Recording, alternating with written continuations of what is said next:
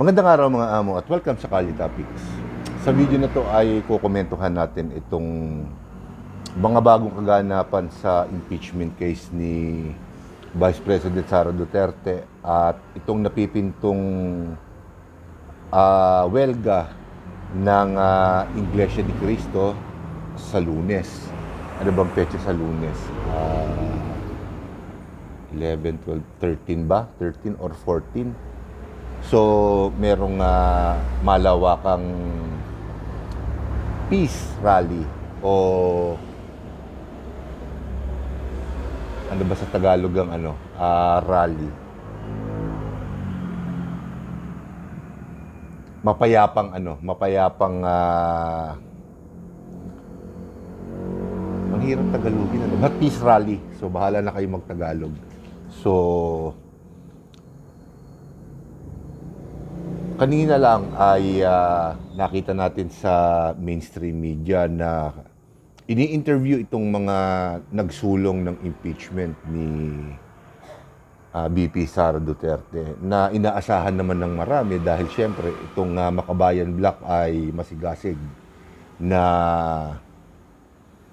sinusulong itong impeachment case laban kay VP Sara at meron pa yata silang inaasahan na isa pa kung sakasakali at mag-aantay pa yata sila ng 1 linggo kung matutuloy pa itong fourth impeachment case laban kay VP Sara. Pero magkaganon man, halos i-endorso na lamang sa Kongreso ito at malalaman na natin kung maipapanik ito sa Senado. Pero siyempre ang tanong ng karamihan ay may pag-asa ba na umangat sa Senado itong impeachment case na to dahil 1/3 ba ng boto ng Kamara ang kailangan. So sa tingin ko mahihirapan dahil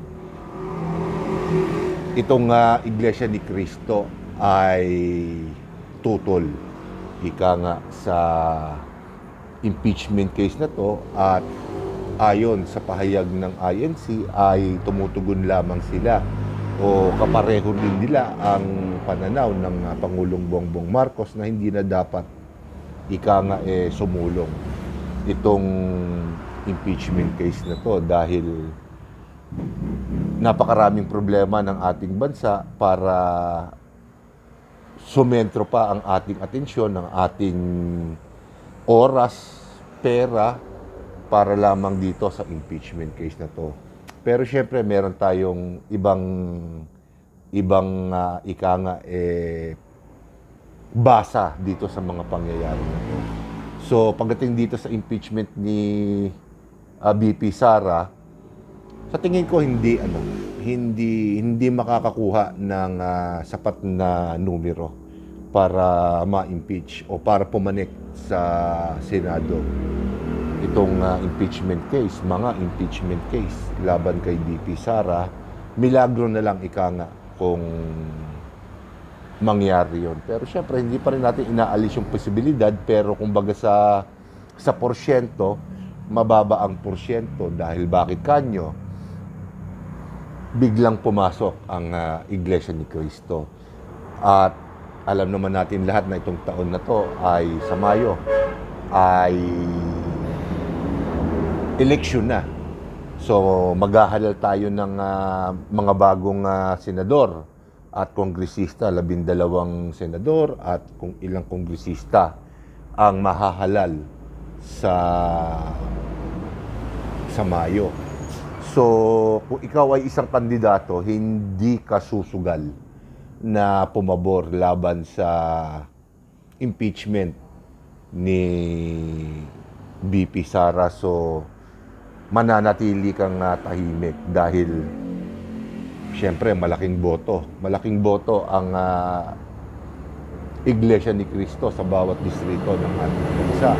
At kapag ikinampanya ka pa ng mga Iglesia ni Cristo, nakalalamang na manalo ka. So, tingin ko ginamit ng Iglesia ni Cristo ang kanilang relihiyon para maimpluwensyahan itong impeachment case laban kay BP Sara.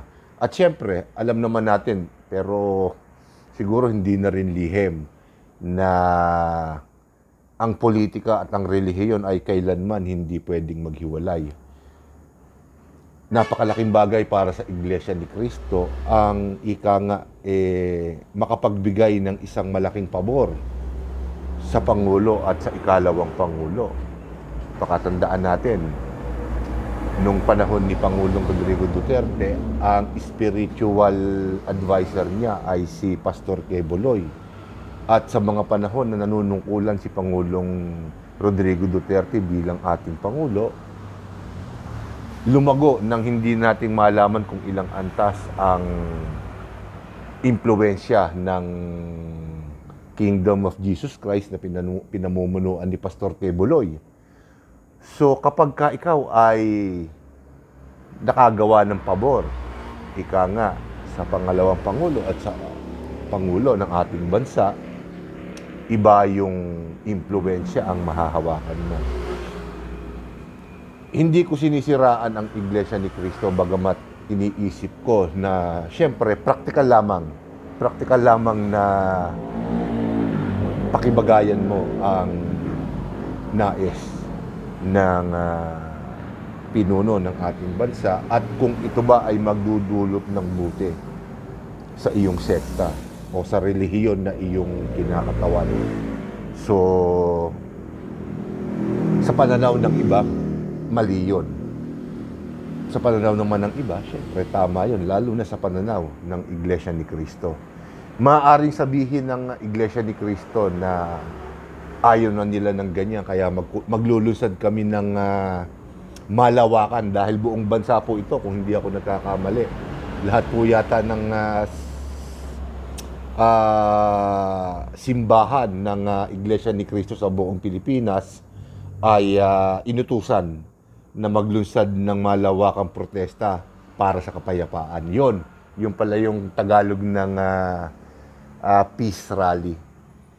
Rally for peace and freedom. So, malawakang protesta para sa kapayapaan at katahimikan.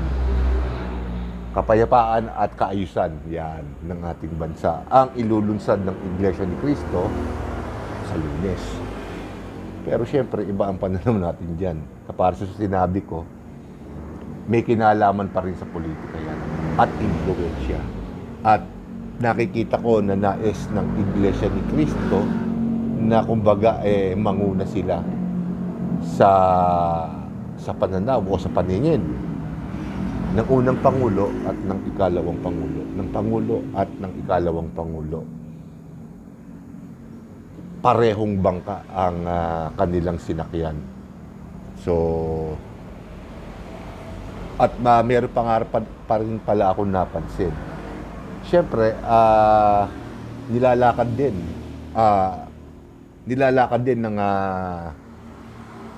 ng Makabayan Black itong impeachment case na to.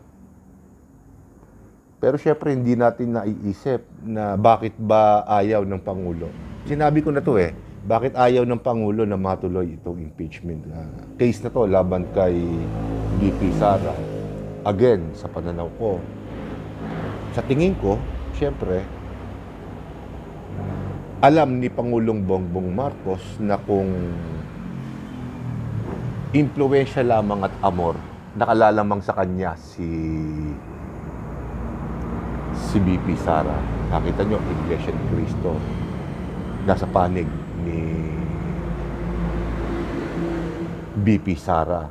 Ang Kingdom of Jesus Christ na isa ring malaking sekta ay nasa likod ni BP Sara at kay Duterte. Kung ang ganong kalakas na tao, ganong kalawak, ganon katindi ang impluwensya sa pangkaraniwan tao at sa religious sector, at bigla na lamang mai-impeach at kung sakasakali ay masipa sa pwesto, sino pa kaya ang isang Bongbong Marcos na alam naman po natin na ang kanyang ama, si dating Pangulong Ferdinand Marcos Sr. ay napaalis din sa pwesto. Siyempre, parang nagkakaroon ng baliktanaw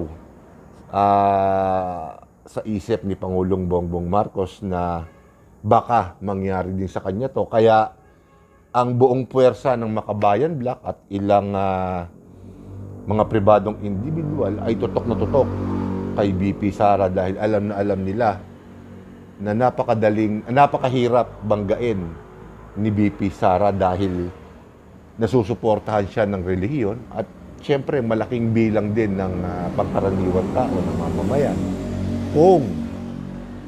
Kung sakasakalit tamaan nila ang langit, masuntok nila ang buwan at ma-impeach nila si BP Sara, sa tingin ko mas madali din nilang ma-impeach si Pangulong Bongbong Marcos, lalo na po't balot na balot sa kontrobersya. Ito lamang pong ating 2025 national budget na kung saan ang malaking bahagi o malaking halaga ng nasabing pondo natin ay malaki ang naging parte ng mga mga ayuda programs ng Pangulo o ng gobyerno. Na kung saan, siyempre, marami ang kritiko dahil sinasabi nila na ito ay isang anyo, isang forma ng korupsyon. Malamang hindi pinapansin ng Makabayan Black ngayon yan dahil alam naman natin na parte din sila ng Kongreso at parte rin sila ng mga tao na makikinabang dyan sa pondo na yan. Pero kung ako kay Speaker Romualdez, magpapakaingat-ingat ako. Dahil baka pinadadama lamang ako nito, kumbaga, binobola-bola lamang ako, kung ako si Speaker Romualdez, at sasabihin sa akin na kapag kandidato akong presidente, ang suporta ng masa ay mapupunta sa akin, malaking bahagi. Siyempre, kapag kami ambisyon ka na mataas, lahat ng matatamis na dila ay paniniwalaan mo. Kaya mag-ingat ka dyan, Speaker Romualdez. Baka mamaya laglag ang abutin mo dyan dahil sa pananaw po ng pangkaraniwang tao ngayon, ang mga ayuda na pinondohan ninyo ng kailaki-laki ay talaga naman pong maaaring tingnan bilang isang anyo o isang forma ng korupsyon. Hindi natin alam kung sino nakakatanggap niyan. Kaya hindi pa tapos yung problema na yan. Lalo't-lalo na handyan po si Mayor Magalong ng Baguio City na inilalantad na talagang sadyang sa korupsyon na pupunta ang mga pera na yan. Sinabi ko rin na solusyon dyan, kesa dyan natin dalhin. Bawasan natin yan. Talagang kung magbibigay tayo ng ayuda doon talaga sa mga talagang kapuspalad. At yung iba naman ilaan natin sa kooperatiba na kung saan yung mga taong walang trabaho magkaroon ng income. Buhayin natin yung yung kooperatiba na kung saan ang mga produktong ginagawa ng mga kooperatiba na to ay ipinopromote natin sa ibang bansa. Napakapangit naman po na ang ating bansa ay walang produkto na maipagmamalaki sa buong mundo maliban po sa manpower. Kaya nga po binansagan tayong bansang alipin, slave country. Mababa ang tingin sa atin. Kaya siguro isa na rin po yan kung bakit tayo ganyan ang pananaw ng mundo sa atin dahil ang ating mga pinuno, ang ating mga halal na pinuno ay kurap at pinananatili nila na dapat maging mahirap lamang pa tayo dahil malaking bagay sa kanila yan.